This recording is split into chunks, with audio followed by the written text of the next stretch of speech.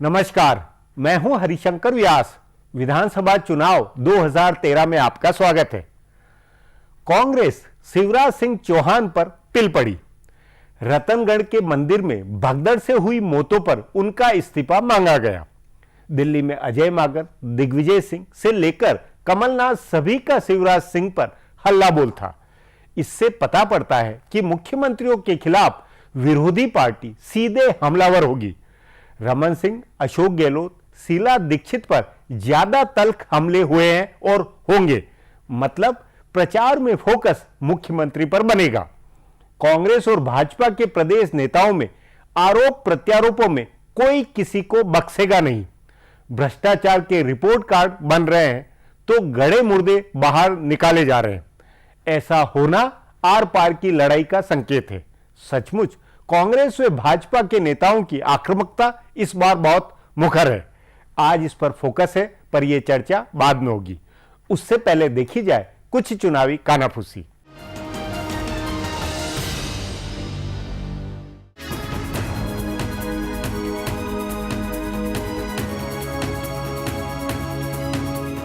पांच राज्यों के विधानसभा चुनाव में कई रिकॉर्ड बनने और बिगड़ने वाले हैं। शीला दीक्षित लगातार 4 बार मुख्यमंत्री बनकर ज्योति बसु का रिकॉर्ड तोड़ने की कोशिश कर रही हैं, तो शिवराज सिंह चौहान और रमन सिंह लगातार तीसरी बार मुख्यमंत्री बनकर अपनी पार्टी के प्रधानमंत्री पद के दावेदार नरेंद्र मोदी के करीब पहुंचने की कोशिश में हैं। इन रिकॉर्डों के बीच एक रिकॉर्ड कांग्रेस महासचिव दिग्विजय सिंह का भी है। वे मध्य प्रदेश में सबसे ज्यादा समय तक मुख्यमंत्री रहे हैं और वह भी लगातार। मुख्यमंत्री शिवराज सिंह चौहान इस बार यह रिकॉर्ड तोड़ने की जीतोड़ कोशिश कर रहे हैं। दिग्विजय सिंह 7 दिसंबर 1993 को मुख्यमंत्री बने थे और 8 दिसंबर 2003 तक लगातार मुख्यमंत्री रहे थे, यानी वे 3654 दिन मुख्यमंत्री रहे। शिवराज सिंह चौहान दूसरे नंबर पर हैं, तीसरे नंबर पर अर्जुन सिंह और चौथे नंबर पर कैलाश नाथ काटजू हैं। 13 दिसंबर 2013 तक शिवराज सिंह का कार्यकाल है। उस दिन तक 2935 दिन राज करने का उनका रिकॉर्ड बनेगा। अगर वे इस चुनाव में जीतते हैं तो यह लगभग तय है कि वे मुख्यमंत्री बनेंगे और उसके बाद अगर वे 1 साल 11 महीना 9 दिन मुख्यमंत्री रहे तो दिग्विजय सिंह का रिकॉर्ड टूटेगा। फिर मध्य प्रदेश के 57 साल के इतिहास में वे सबसे लंबे समय तक मुख्यमंत्री रहने का रिकॉर्ड अपने नाम करेंगे। भारतीय जनता पार्टी में राष्ट्रीय स्तर पर एक D4 मशहूर रहा है। इसमें लालकृष्ण आडवाणी के करीबी 4 नेताओं अरुण जेटली, सुषमा स्वराज, वेंकैया नायडू और अनंत कुमार का नाम लिया जाता है। लेकिन इसी तर्ज पर दिल्ली में भी एक नया D4 बन गया है। इसमें विजय कुमार मल्होत्रा, विजेंद्र गुप्ता, हर्षवर्धन और आरती मेहरा को शामिल बताया जा रहा है। भाजपा सूत्रों का कहना है कि दिल्ली के इस D4 ने प्रदेश अध्यक्ष विजय गोयल को भी पूरी तरह से किनारे कर दिया है। ये चारों नेताओं दिल्ली में भाजपा के पारंपरिक वोट आधार पंजाबी बनिया का प्रतिनिधित्व करते हैं। इन्होंने विजय गोयल को प्रदेश अध्यक्ष बनाए जाने का भी विरोध किया था। उनके अध्यक्ष बनने के बाद इन चारों ने उनके हर कार्यक्रम का बहिष्कार किया। खुद गोयल ने भी इन चारों नेताओं को बिल्कुल अलग थलग कर दिया। लेकिन इन चारों नेताओं ने भाजपा आलाकमान और संघ के भीतर लॉबिंग की और ये तय कराया कि इन चारों में से किसी को कमान सौंपी जाए। इसके बाद ही हर्षवर्धन को आगे करने की खबर आई। लेकिन अब विजय गोयल और उनका खेमा भाजपा को निपटाने की राजनीति करेगा। ध्यान रहे, भाजपा इससे पहले विजय कुमार मल्होत्रा, विजेंद्र गुप्ता और हर्षवर्धन तीनों के नेतृत्व में विधानसभा और लोकसभा चुनाव लड़ चुकी है और बुरी तरह हारी है। इस बार के चुनाव में नेता मोबाइल और इंटरनेट का खूब इस्तेमाल कर रहे हैं। मध्य प्रदेश, छत्तीसगढ़ और दिल्ली में नेताओं ने वॉइस कॉल से लेकर मोबाइल ऐप्स और कॉलर ट्यून तक सब डिजाइन कराया हुआ है। इन दिनों दिल्ली में हर मोबाइल यूजर के पास या तो अरविंद केजरीवाल का फोन आता है या उनका विरोध करने वाले कॉल्स आते हैं। केजरीवाल के लिए कैलाश खेर के गाए गाने की कॉलर ट्यून भी है, जो पिछले हफ्ते 2 दिन तक केंद्रीय खाद्य आपूर्ति मंत्री केवी थॉमस के फोन पर भी बजता रहा था। इसी तरह मध्य प्रदेश में मुख्यमंत्री शिवराज सिंह चौहान के लिए भाजपा ने शिवराज एप्स बनाया है। इसे एंड्रॉइड फोन में 2 से 3 मिनट के भीतर डाउनलोड किया जा सकता है। इस पर शिवराज सिंह के बारे में सारी जानकारी हासिल कर सकते हैं। उनके जीवन परिचय से लेकर जन आशीर्वाद यात्रा तक का पूरा ब्यौरा इस एप्स के जरिए आपको मिल जाएगा। भाजपा नेताओं का दावा है कि बहुत कम समय में यह काफी लोकप्रिय हुआ है। उधर छत्तीसगढ़ में अजीत जोगी भले मुख्यमंत्री पद के दावेदार नहीं घोषित हुए हैं, लेकिन उनके प्रचार के लिए बनी जोगी ट्यून बेहद लोकप्रिय हुआ है। एक मशहूर हिंदी गाने के आधार पर जोगी ट्यून बनी है, जिसके बोल है जोगी आया जोगी आया रे, सोने चांदी हीरे मोती लाया रे। यह ट्यून छत्तीसगढ़ में काफी लोकप्रिय हो रही है। अब विधानसभा चुनाव का माहौल बनाने और बताने वाली इन सुर्खियों पर गौर करें। राजस्थान में कांग्रेस पार्टी का लगभग सभी सीटों के लिए उम्मीदवारों का पैनल बन गया है। आज यह काम पूरा हो जाने की संभावना है। उसके बाद इसे केंद्रीय चुनाव समिति के पास मंजूरी के लिए भेज दिया जाएगा। पार्टी के जानकार सूत्रों के मुताबिक लगभग सभी सीटों पर एक नाम का पैनल बना है और बहुत कम सीटें ऐसी हैं जिन पर केंद्रीय चुनाव समिति में चर्चा करने की जरूरत होगी। ऐसी सीटों को छोड़कर बाकी का ऐलान जल्दी कर दिया जाएगा। इस बार के चुनाव में पहली बार वोट करने वाले युवा निर्णायक हो सकते हैं। इसलिए कांग्रेस, भाजपा और दिल्ली में आम आदमी पार्टी ने इन युवा मतदाताओं को लुभाने के लिए खास योजना बनाई है। भारतीय जनता पार्टी ने युवा मतदाताओं के लिए अलग प्रकोष्ठ बनाया है और उसके जरिए युवाओं तक पहुंचने की कोशिश हो रही है। पार्टी ने चुनाव की अधिसूचना से पहले युवा मतदाताओं के लिए वर्कशॉप भी कराया था। केजरीवाल खुद स्कूल कॉलेजों में घूम रहे हैं और कांग्रेस को राहुल गांधी का भरोसा है। कांग्रेस महासचिव दिग्विजय सिंह अपने बेटे जयवर्धन सिंह को अपनी पारंपरिक राघोगढ़ सीट से चुनाव लड़ाएंगे। चुनाव लड़ने से पहले जयवर्धन ने पूरे इलाके का दौरा किया है। उन्होंने अपने पिता के नक्शे कदम पर राजनीति करने के संकेत दिए हैं। उन्होंने कहा है कि राज परिवार से जुड़ा होने का तमगा उनको बहुत परेशान करता है। इसी तरह दिग्विजय सिंह भी राज परिवार का चोंगा उतार कर गरीब, दलित, आदिवासी और अल्पसंख्यक की राजनीति करके प्रदेश की सर्वोच्च कुर्सी तक पहुंचे थे। दिल्ली में 4 दिसंबर को मतदान होना है, इसलिए बीजेपी के नेता दिल्ली में उम्मीदवारों की घोषणा को लेकर बहुत ज्यादा उत्साहित नहीं है। इसलिए घोषणा थोड़ी देर से होगी, लेकिन उससे पहले कहा जा रहा है कि पार्टी ने अपने करीब 50 उम्मीदवारों को चुनाव क्षेत्र में जाकर काम करने के संकेत दे दिए हैं। इनमें सभी दिग्गज नेता शामिल हैं। तभी विजय कुमार मल्होत्रा से लेकर विजय गोयल, विजेंद्र गुप्ता, जगदीश मुखी, आरती मेहरा और हर्षवर्धन आदि अपने अपने क्षेत्रों में घर घर जाने लगे हैं। छत्तीसगढ़ के मुख्यमंत्री रमन सिंह न अपनी सीट बदलेंगे और न एक से ज्यादा सीट से चुनाव लड़ेंगे। उन्होंने राजनांदगांव से ही चुनाव लड़ने का ऐलान किया है। कांग्रेस ने इस सीट से माओवादी हमले में मारे गए अपने नेता उदय मुदलियार की पत्नी अलका मुदलियार को उम्मीदवार बनाया है। अलका मुदलियार को उम्मीदवार बनाने के बाद कांग्रेस के अजीत जोगी ने कहा कि अब रमन सिंह को शहीद की पत्नी के खिलाफ चुनाव नहीं लड़ना चाहिए, पर रमन सिंह ने इसे खारिज कर दिया है। उन्होंने कहा है कि अलका उनकी बहन की तरह है और चुनाव व्यक्ति नहीं पार्टियां लड़ती हैं। अब एक ब्रेक है, उसके बाद चुनावी खुलासा होगा।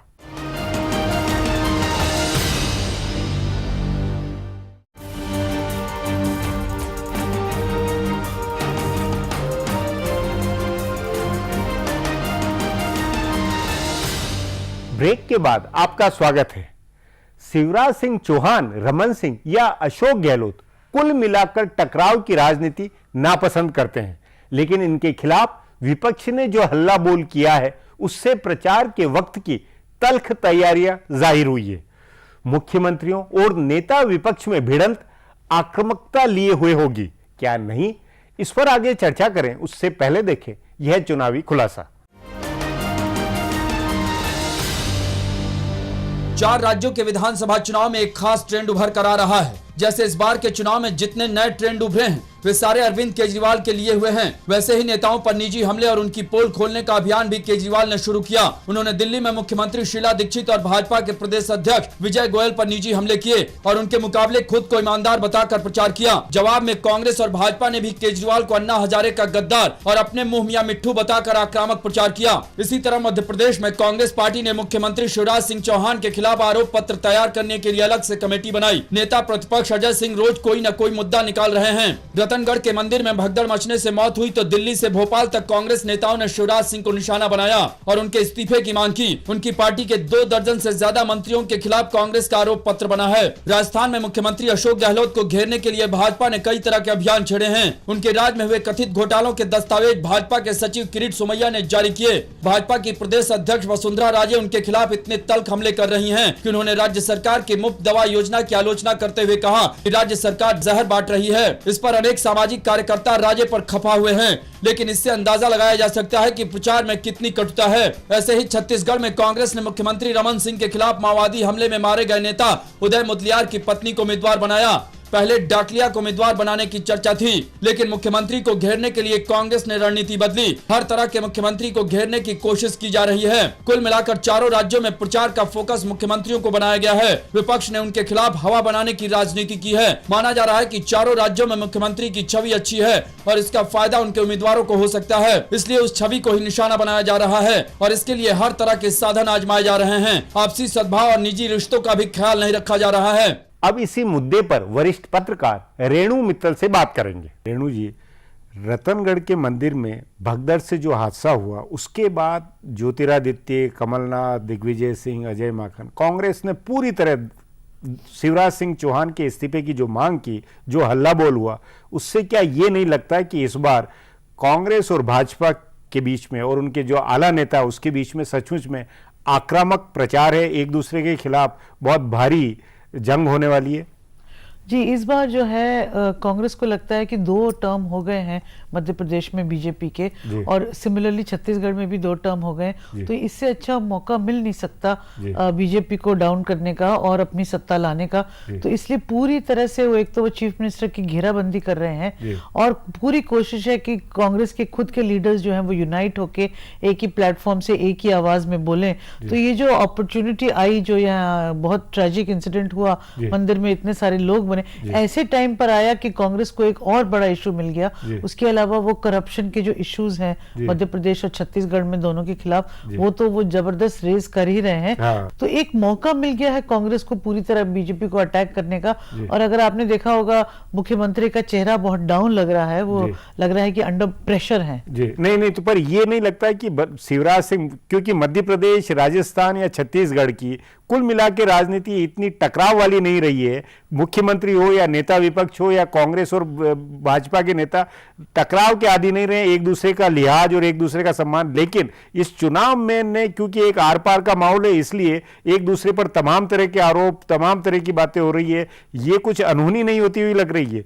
इस बार लग रहा है जैसे बीजेपी को लग रहा है कि दिल्ली में बहुत अच्छा मौका है सत्ता कांग्रेस से छीनने का। 3 टर्म हो गए शीला दीक्षित को, तो इसलिए शीला दीक्षित को किसी भी तरह घेर कर टारगेट करके और बीजेपी अपना पूरा दम लगा के वहां कर रही है। और राजस्थान में तो एक तरफ एक बार बीजेपी एक बार कांग्रेस, ऐसा वातावरण रहा है। तो इसमें अब लग रहा है बीजेपी को कि अब ये हमारी बारी है, और सीएम के खिलाफ जो पार्टी के अंदर उनका माहौल है और जो करप्शन के चार्जेस हैं, बीजेपी सब कुछ उठाएगी और वहां पूरी आक्रामक तरीके से लड़ाई हो रही है। पर क्या राजस्थान में कांग्रेस में उतनी आक्रामकता के साथ चुनाव लड़ती हुई लग रही है या क्या लग रहा है? राजस्थान का क्या माहौल आपको लगता है? सीएम खुद तो बहुत आक्रामक होके अपनी पूरी इतनी सारी स्कीम्स लेके आए, वो कोशिश कर रहे हैं कि किसी तरह कि अपने लिए वोट मांगे। और अभी जैसे चुनाव पास आएगा 1 दिसंबर को है, तो अटैक भी करेंगे जो वसुंधरा का पिछले शासनकाल का जो करप्शन है, वो इश्यूज भी उठाए जाएंगे।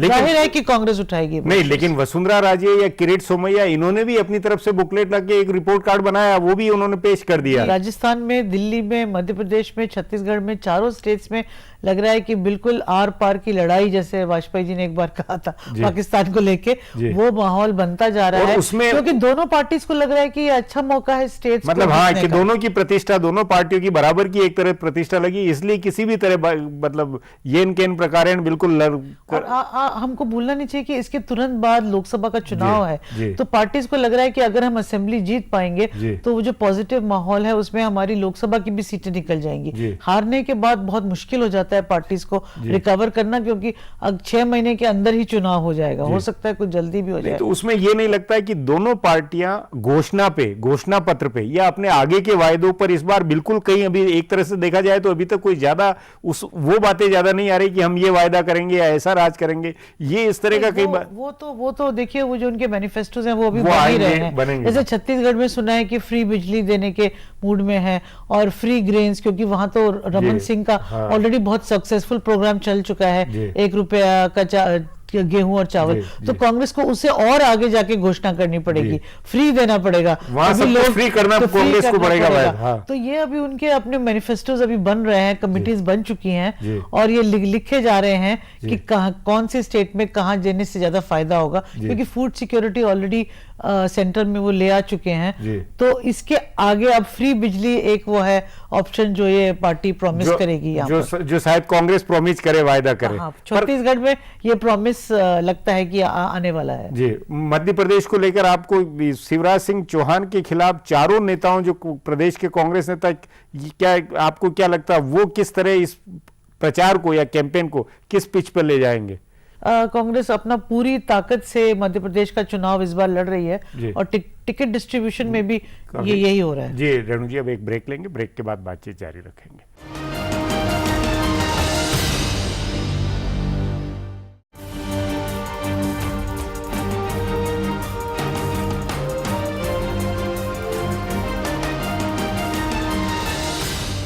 ब्रेक के बाद फिर आपका स्वागत है। कांग्रेस ने शिवराज सरकार का चिट्ठा बनवाया है तो भाजपा ने अशोक गहलोत के खिलाफ किरीट सोमैया से दस्तावेज रिलीज कराया। मतलब चारों राज्यों में आला नेताओं की पोल खोलने का सिलसिला चला हुआ है। इसी पर अब आगे और बातचीत करते हैं। रेणु जी, चारों प्रदेशों में नेताओं और पार्टियों के एक दूसरे पर आरोप प्रत्यारोप या हल्ला बोल की बात तो अपनी जगह होती हुई लग रही, लेकिन बावजूद इसके प्रचार के बिंदु आपके अनुसार दोनों पार्टियों के या एक दूसरे के खिलाफ क्या बिंदु बनते हुए निकल के आते हैं? देखिए, बीजेपी जो है जहां तक दिख रहा है वो जो सेंटर में इश्यूज रेज किए प्राइस राइज और करप्शन के, उसको और आगे बढ़ाएगी, क्योंकि वो वहां से वो लिंक उनका लोकसभा का भी जुड़ेगा, किस तरह से वो टारगेट करेगी। कांग्रेस अपने पॉजिटिव अचीवमेंट्स, दिल्ली में बहुत डेवलपमेंट हुआ है, शीला दीक्षित का जो चेहरा है उसको लेके आगे बढ़ेगी।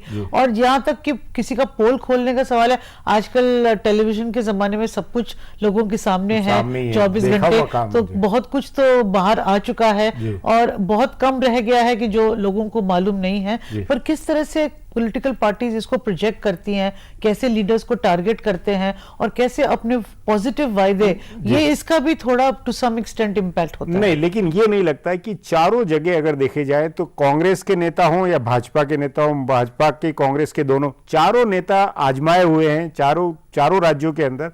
तो ये नेतृत्व कि ये राज कैसा देते हैं, अशोक गहलोत का क्या राज का तरीका है, उनकी काम की शैली, या वसुंधरा राजे की काम की शैली, या शिवराज सिंह की क्या शैली, क्या मुख्यमंत्री उम्मीदवार या मुख्यमंत्री की कार्यशैली मुद्दा बनता हुआ लगता है? देखिए, जो इतना हीट और डस्ट होता है चुनाव का और इतनी नॉइज होती है, इसमें ये जो इंपॉर्टेंट इश्यूज ऑफ गवर्नेंस है कि कौन सा नेता किस टाइप का गवर्नेंस दे सकता है, ये मेरे ख्याल में काफी हद तक ढक जाता है और छुप जाता है। नहीं, लेकिन चेहरे के कारण, जब चेहरा सामने शिवराज सिंह चौहान या ज्योतिरादित्य या वसुंधरा राजे, अशोक गहलोत का अगर है कैंपेन में पूरा, तो उससे क्या वो शासन शैली या कार्यशैली का वो नहीं निकल के आता होगा लोगों में?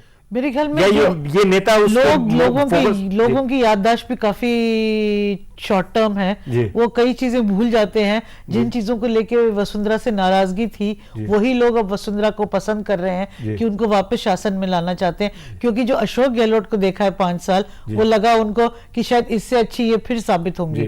तो इस तरह से मैं कहती हूँ कि लोगों की मेमोरी शॉर्ट है, वो पूरी तरह से याद नहीं रखते लेकिन रमन सिंह की एक इमेज, रमन सिंह की कार्यशैली या अजीत जोगी की कार्यशैली या दिग्विजय सिंह का अंदाज काम करने का, राज करने का, या शिवराज, ये बड़ा अपने आप में फैक्टर नहीं बनता हो, मतलब मनोवैज्ञानिक तौर पर? हाँ, कुछ लोगों के बीच में और कुछ पॉपुलेशन के बीच में, पर क्योंकि नए नए मुद्दे सामने आ जाते हैं, जैसे कि प्राइस राइज इस समय बहुत बड़ा मतलब वो राष्ट्रीय मुद्दे या बड़े मुद्दे ज्यादा जो आम जीवन को, ये लोकल भी इश्यूज हैं, लोकल करप्शन है, लोकल प्राइस राइज है, लोकल जैसे फार्मर्स अपना जो क्रॉप मध्य प्रदेश में खराब हुआ है, वो कह रहे हैं कि स्टेट गवर्नमेंट हमको और मुआवजा दे। स्टेट गवर्नमेंट कह रही है कि नहीं, हम नहीं दे सकते। और तो ये जो फार्मर्स के इश्यूज हैं, लोकल इश्यूज हैं, ये भी काफी हद तक ये भारी पड़ जाते हैं। क्योंकि नवंबर के महीने ही सबसे ज्यादा प्रचार होगा, फोकस होगा। क्या ये मुख्यमंत्री और बड़े नेता किधर जाते हुए, वो प्रदेश के मुद्दे उठाते हुए लगते हैं या दिल्ली की राजनीति आ जाएगी वहां भी?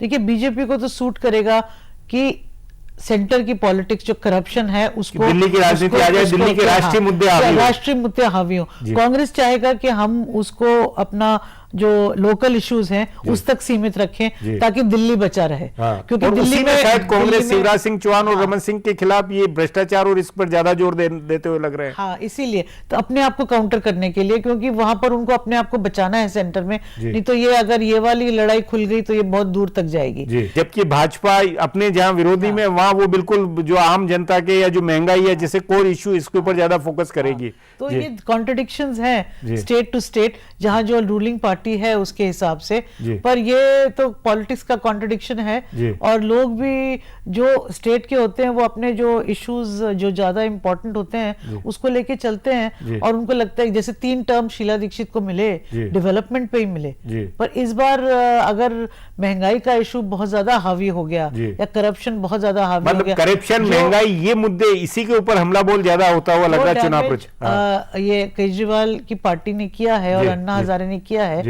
अगर उसका इम्पैक्ट ठीक से नजर आता है तो कांग्रेस के लिए काफी तकलीफ का समय होगा। जी रेणु जी, बातचीत को यहीं समाप्त करेंगे। प्रोग्राम में आने के लिए बहुत बहुत धन्यवाद। हमारा प्रोग्राम अब यहीं खत्म होता है, मुझे इजाजत दीजिए। कल फिर मिलेंगे इसी चैनल पर, इसी समय।